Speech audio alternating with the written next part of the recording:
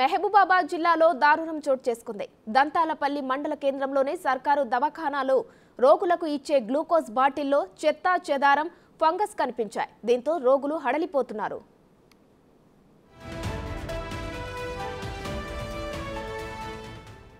మనోజ్ అనే వ్యక్తి తన భార్య సునీత గర్భవతి కావడంతో దంతాలపల్లి మండల కేంద్రంలోని సర్కారు దవాఖానాలో చికిత్స కోసం వెళ్లారు. ఆసుపత్రిలో డాక్టర్లు లేకపోవడంతో ఓ నర్స్ మందులు ఇచ్చింది. అందులో 2 గ్లూకోజ్ బాటిల్స్ ఉన్నాయి. ఒక బాటిల్లో చెత్త చెదారం, మరో బాటిల్లో ఫంగస్ ఉండడాన్ని గమనించిన మనోజ్ భయాందోళనకు గురయ్యాడు. ఫంగస్ ఉండడాన్ని గమనించకపోతే పెద్ద ప్రమాదం జరిగేదని ఆందోళన వ్యక్తం చేశారు. ఇప్పుడు ఈ విషయం సోషల్ మీడియాలో హాట్ టాపిక్ గా మారింది. ఇప్పటికైనా ఉన్నతాధికారులు జాగ్రత్తలు తీసుకోవాలని డిమాండ్ చేశారు.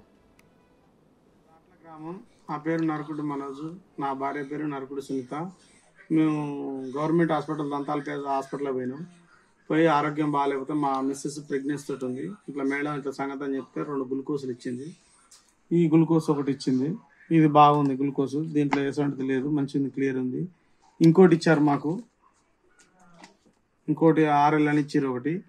దీంట్లో మొత్తం తిప్పి చూస్తే మొత్తం పురుగులు ఉండేవండి.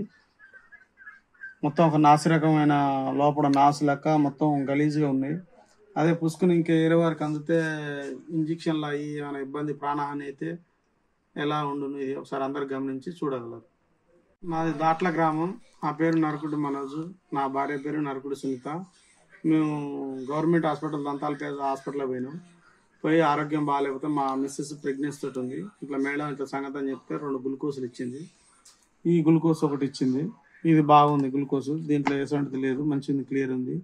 ఇంకోటి ఇచ్చారు మాకు, ఇంకోటి RL అని ఇచ్చారు ఒకటి. దీంట్లో మొత్తం తిప్పి చూస్తే మొత్తం పురుగులు ఉండేవండి.